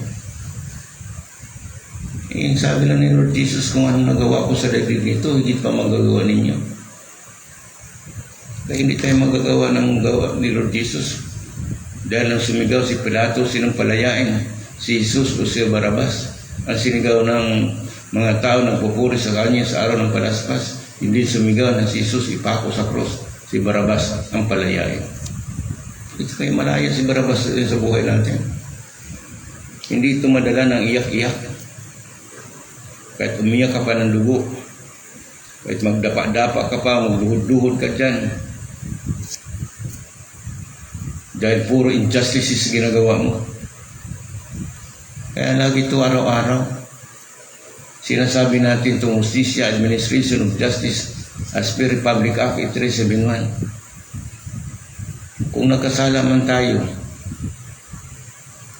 humina na tayo ng tawad at gumawa na tayo ng mabuti ngayon.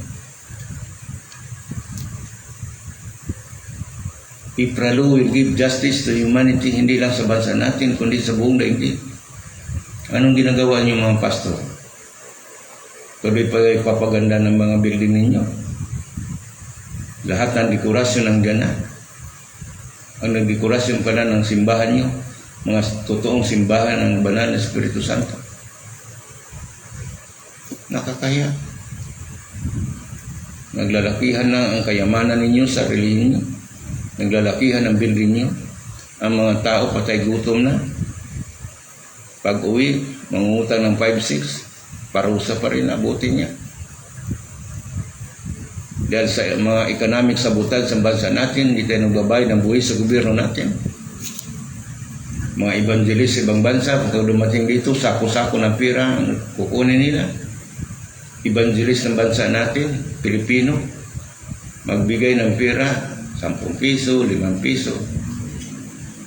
Malaki na 100. Pero pag ang mga foreign evangelist, magpaliwanag kay Lord Jesus, 1,000, libo-libo, milyon pang bibigay. Kung magaling sila, mas magaling tayong Pilipino. Sa totoo lang. Bakit? Blessed country tayo. Blessed people tayo. We are the chosen ones. Na dugo ng Panginoong Hesus. Isipin mo yan. 7,000 islands, 7,000 wounds of Jesus Christ. At sinibat pa yung tagiliran niya, lumabas ang dugo at tubig. Kaya ang tribo, pag nagritual ng baboy, buhay ng tao yan. Hindi ka basta magritual ng baboy.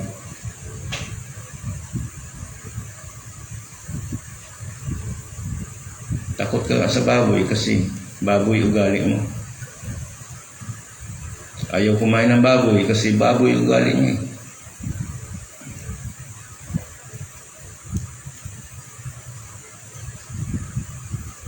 Pero saludo ako doon sa mga Muslim sa between Lanao Sur at saka Misamis Oriental. Nung nagritual ako ng baboy sa bundok, kumain sila. Sabi ko, Commander, bakit ka kumain? Basta ritual, kakain kami.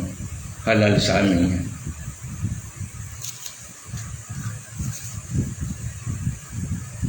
Ako noon, hindi ako kumakain ng baboy. Nung sumisigaw ako ng Allah, hindi ko masigaw si Lord Jesus. Nung sumisigaw ako sa kabundukan, kapatagan, kadagatan, ng Allah de Muhammad la resmi dipiliti Allah wa hala illa illa at sigaw yan simula sa alas 6, alas 7, alas 8, alas 9, 3 hours na sumisigaw ako na Allah. Noon hindi ako kumakain ng pork, ng baboy. Ayaw ko na makakita dahil yung panahon pala na yan na nagkaroon na balik Islam ako sa Davao, sa Kagan tribe, sa Matina, Davao City.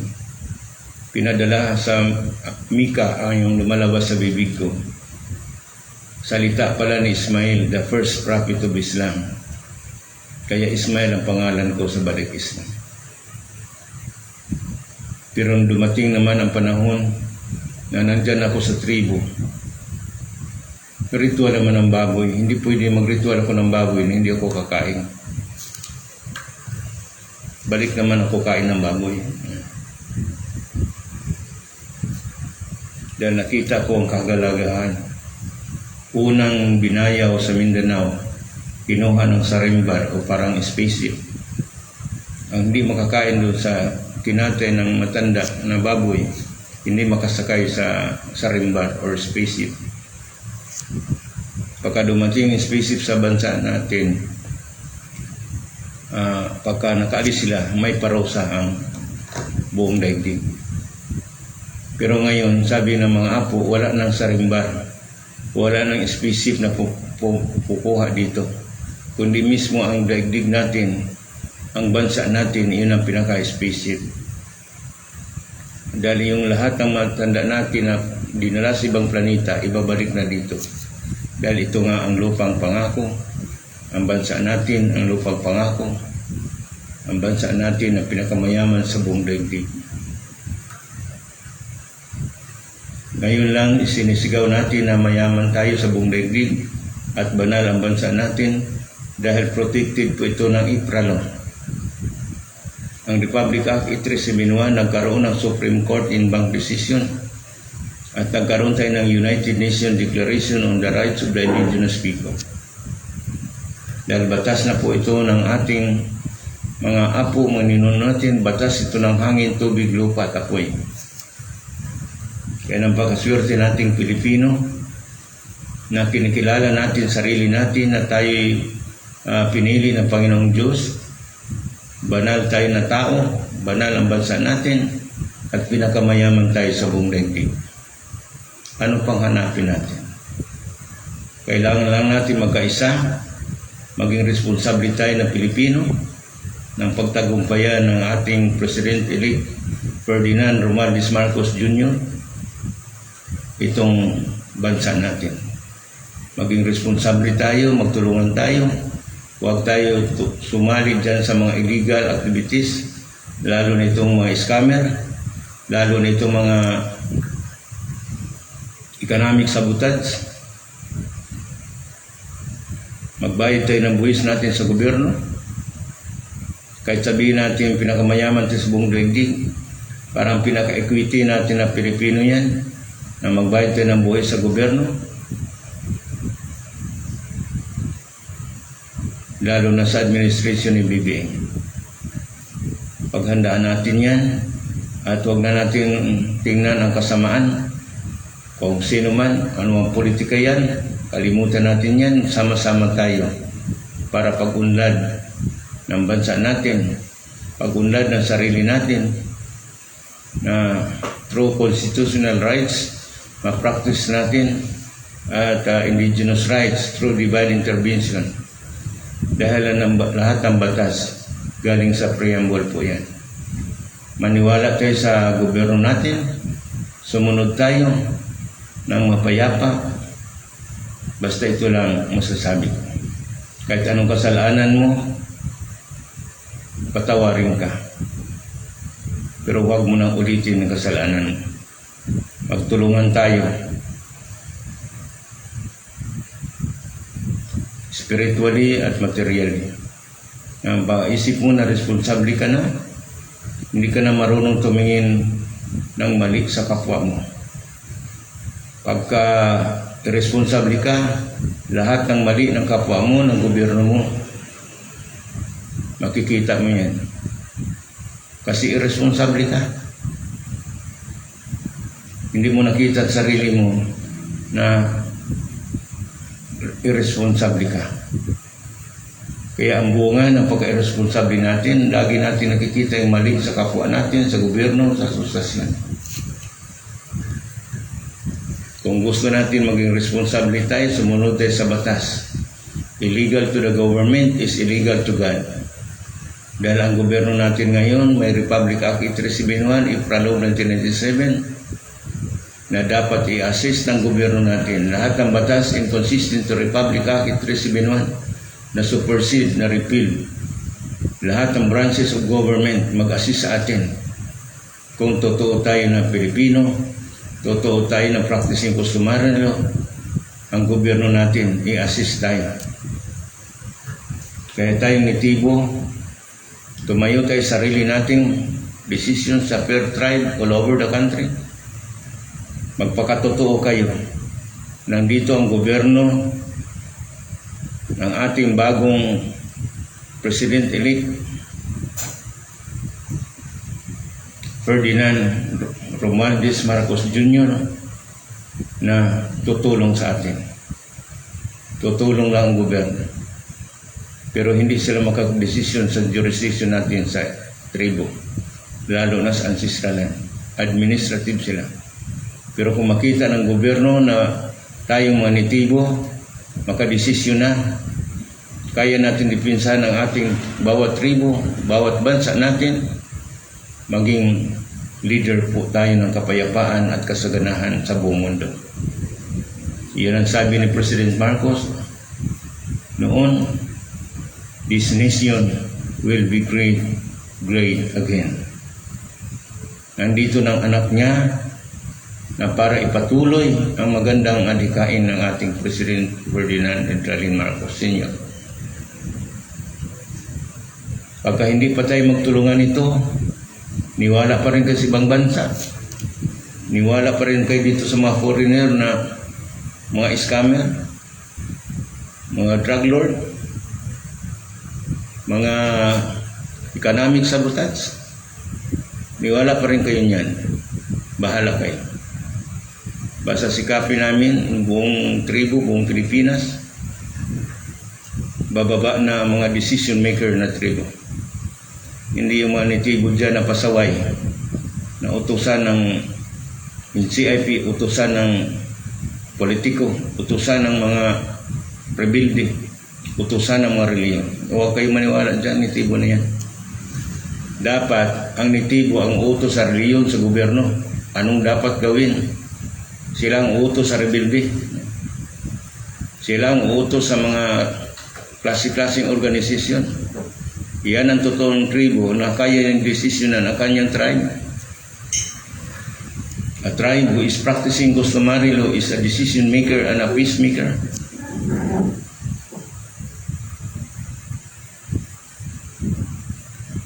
Hindi yung nitibo ka, naka-uniform ka nga, pero puro kabalbalan, puro kasamaan, puro kasinungalingan ang gawa. Ang isang nitibo o tribo, dadaan sa timbangan, gantangan, sukdanan, ang iyong desisyon, justice.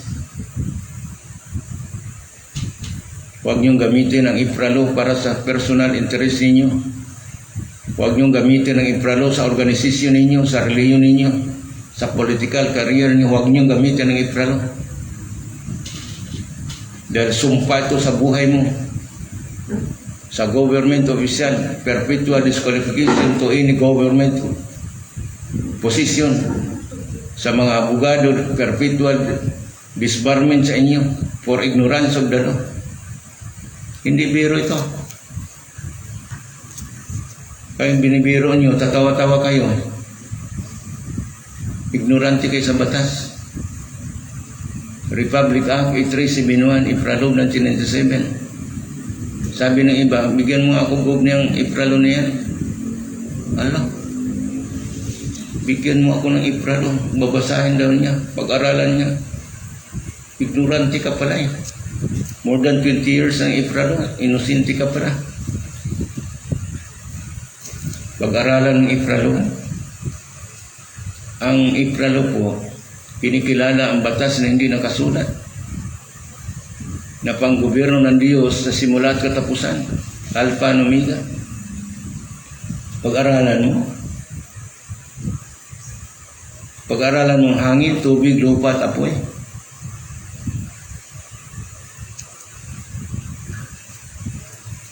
At saka nung pumunta ko ng CIP, sabi nung executive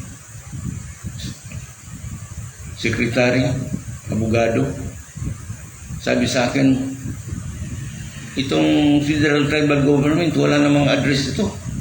Kukontakin namin, di ma-contact ang address. At ang daming dokumento dito.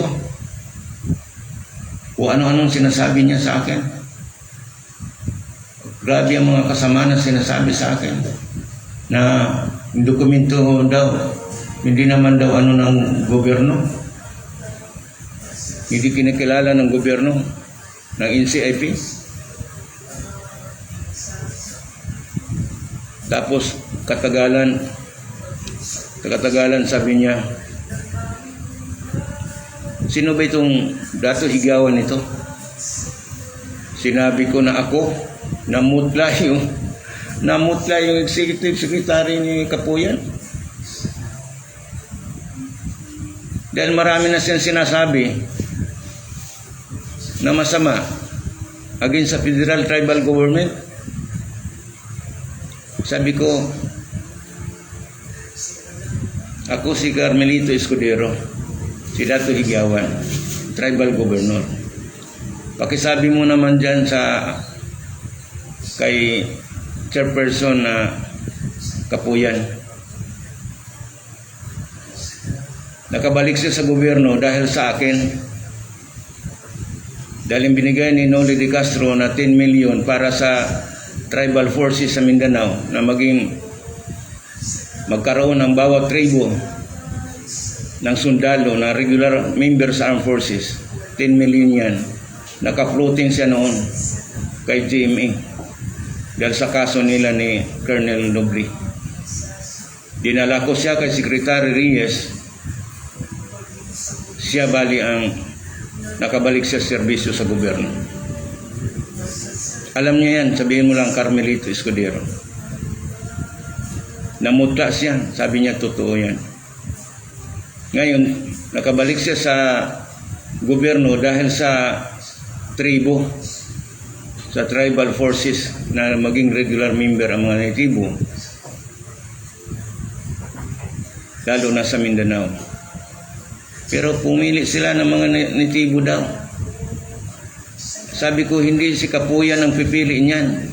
Hindi sinumang military pipili niyan. Ang pipili ng natibo na forces sa bawat tribe, yung chieftain nila o dato nila. Dahil oras magka-problema ang tribo nila, yan ang mag-guide sa terrain o sitwasyon ng kanilang kultura sa bawat tribo. Hindi papasok na lang military sa mga Sisraelan na dahil military sila. Magkakaso ang military o pulis na papasok ang Sisraelan. Illegal intervention of jurisdiction na ang gobyerno mag-assist lang. Hindi yung papasok kayo sa ancestral domain na puro kriminal ang tingin nyo sa mga natibo.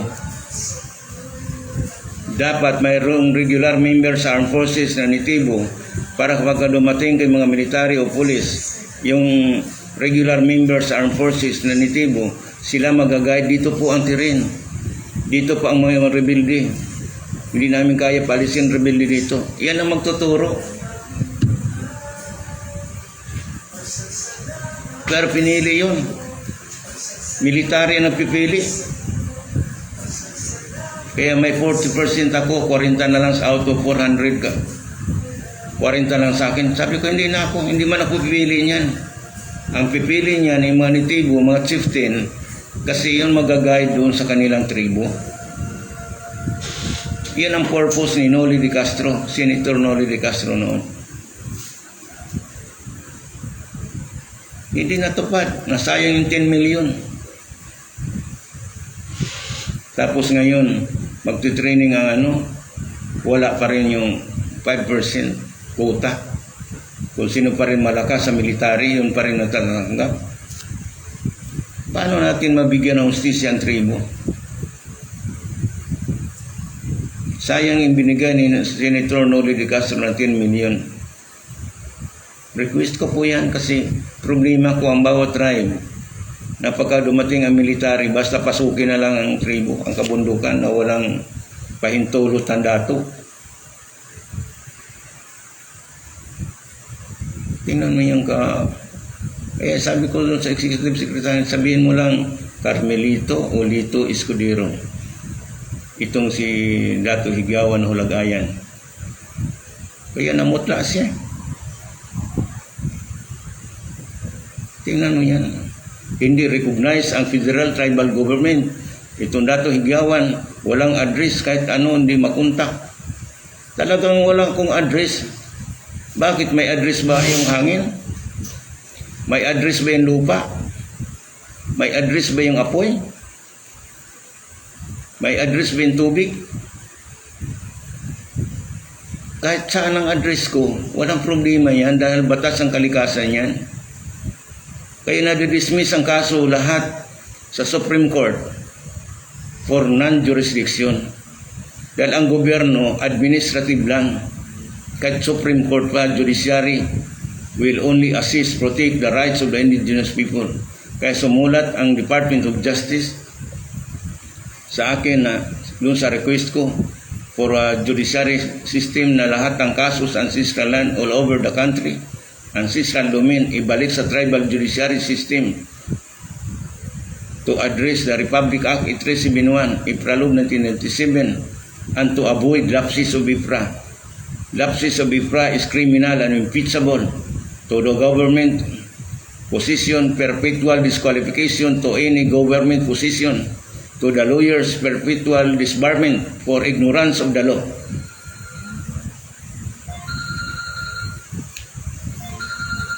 Huwag kayong ganyan.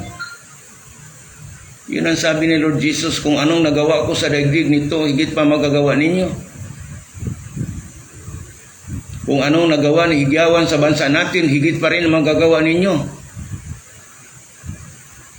Example lang ako ng hustisya, ng karapatan ng bawat Pilipino ng buong daigdig.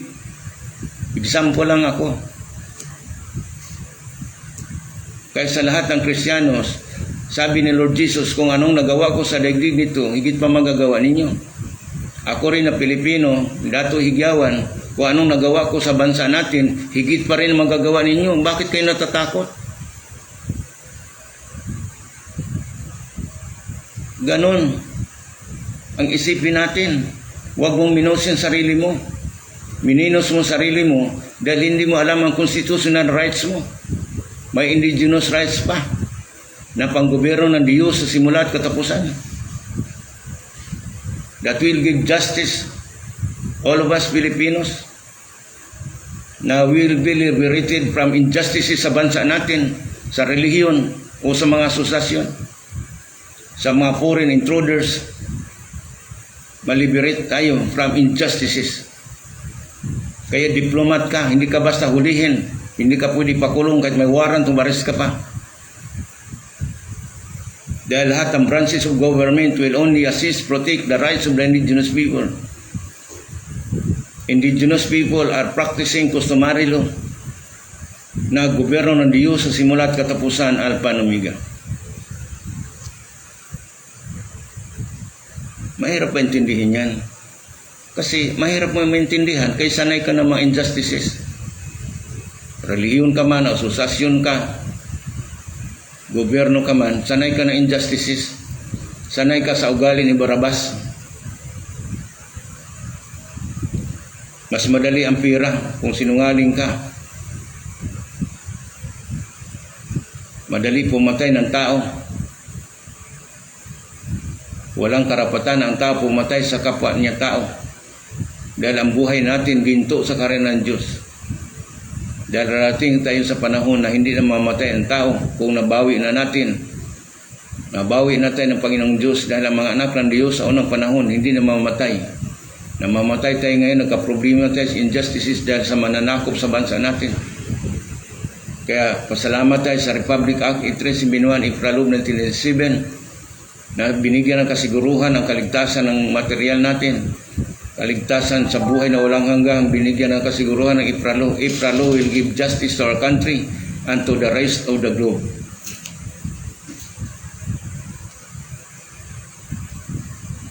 Hindi mo matanggap na mayaman ka. Hindi mo matanggap na blessed ka na tao. Kaya magdusa ka. Hindi mo kilala ang sarili mo. Kaya magdusa ka. Believe yourself and believe your God. You don't believe yourself, you don't believe your God.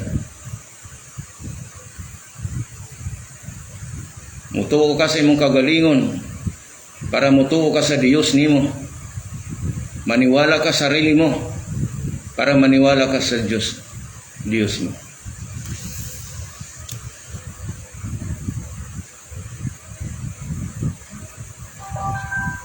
Sa mga nitibo, magtukaw sa kaugalingon mo para magtukaw sa Diyos mo. Nakana ito mga kadi, mga kalumunan ta. Di na kita magpasaway. Kitang nitibo, peacemaker kita.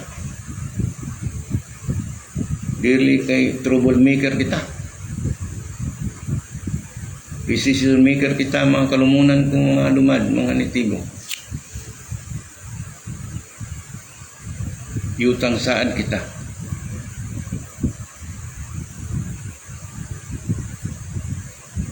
Kita gisaada ng kanato mga kaumpuan ta, mga kapuan ta. Napakaswerte ta, mga nitibo. Tapos pasaway kita. Magpalimos kita sa mga miners. Porsyento ray hatag kanato. Dapat kita maghatag ng porsyento lang sa kanila kaya sila na ang trabaho. Ibaliktad na. Imbis kita magsweldo sining gobyerno ta, kita sweldohan na sa gobyerno. Imbis kita magsweldo sining mga miners, baliktad, komisyon dang dawaton ta. Kung gusto niran, yan masunod. Kami yan, nakilalanon tang kanato kaugalingon, constitutional rights, indigenous rights, para masugo na tayo ng gobyerno ta.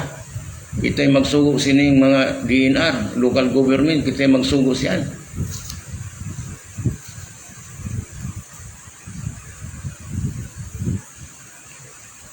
Ay matigam ka mag-nitibo ng istorya, tapos suluguon ra ka ng NCIP, suluguon ra ka ng DNR, suluguon ra ka ng mga politiko. Uy, masipog ka. Kita ang pinaka-yaman sa buong mundo. Kita mga nitibog. But those tribe who is practicing customary, a tribe who is practicing customary law is a decision maker and a peacemaker. Walang sino mang pwede makautos sa iyo kundi ang magbabaya, ang Diyos lang.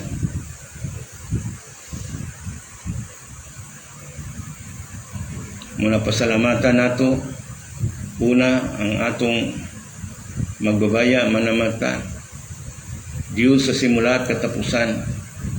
Sinasamba ka namin, pinapasalamatan ang dakilang pag-ibig mo na ibinaba mo ang hustisya sa bansa namin base sa Republic Act 371 Ipralub 1997, Administration of Justice, spiritual at material po, na mabango namin ang bansa namin through divine intervention. We worship you, God. Salamat po sa lahat ng bagay po, lalo na sa araw-araw ng pagpapaliwanag ng justice, na mabigyan namin ng hustisya sa sarili namin. Mangunguna kami sa buong daigdig ng kapayapaan, mangunguna kami sa buong daigdig ng buhay na walang hanggan. Salamat po sa lahat ng mga nanonood dito ngayon sa Facebook Live natin.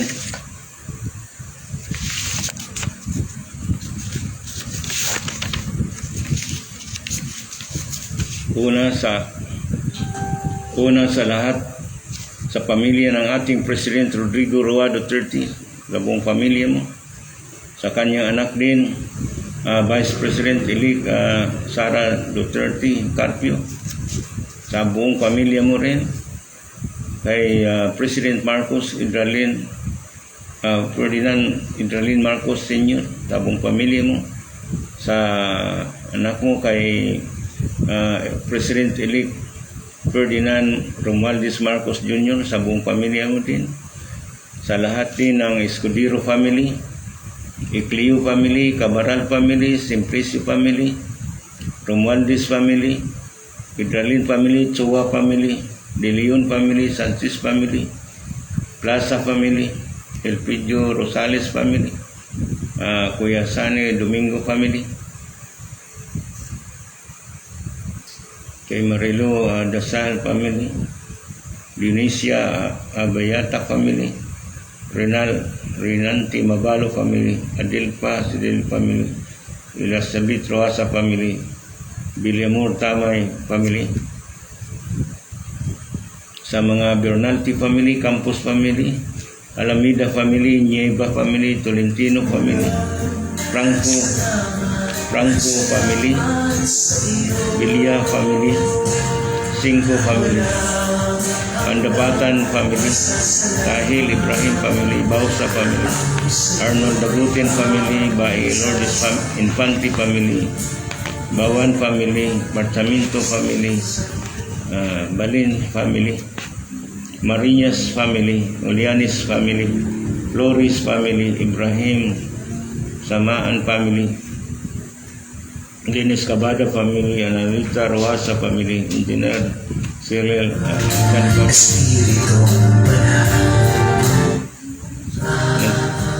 Analita Roasa family, Nining Galgo family, sa lahat po na nakikinig.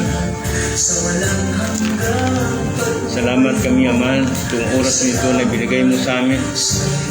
Purihin ka at pasalamatan, dakilang pag-ibig mo sa amin. Salamat sa mga magulang ko. Salamat sa mga kapatid ko.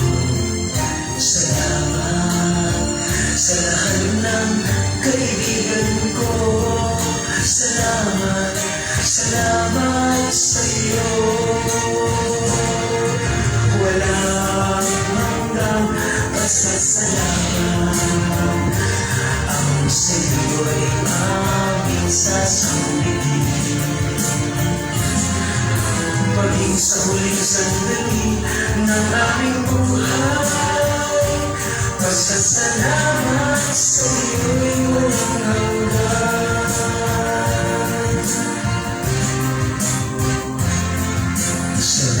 Salamat sa bawat pagsubok. Salamat sa tibay ng loob. Salamat sa landas ng pagbabago. Salamat sa iyo, O Diyos. Salamat sa wagas na pag-ibig mo. Salamat, inibig mo ako. Salamat sa bawat taong nagmamahal. Salamat, salamat sa iyo. Walang hanggang pasasalamat. Ang sa'yo'y aming sasambitin. Maging sa huling sandali ng aming buhay, pasasalamat sa iyo'y walang hanggan. Walang hanggang pasasalamat. Ang sa'yo'y aming sasambitin. Maging sa huling sandali ng aming buhay, pasasalamat sa iyo, pasasalamat sa iyo, pasasalamat sa iyo.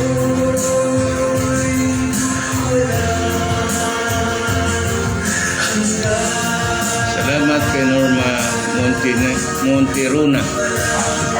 Salamat po. Sa lahat na nanood po, Nininggal ko, Bayan Panty. Salamat po, Diyos, sa lahat ng yung kapangyarihan sa bawat isa sa amin, buong pamilya namin, buong tribo namin, buong bansa namin. Nabibless kami sa araw nito. Subaybayan po kami ng aming lahat ng gawain na maiwas kami sa anumang kasamaan sa Pilipinas, sa buong daigdig. Sa lahat ng mga nanood, na matuto kami, mabigyan namin hustisya ang sarili namin. Salamat po at magandang umaga po.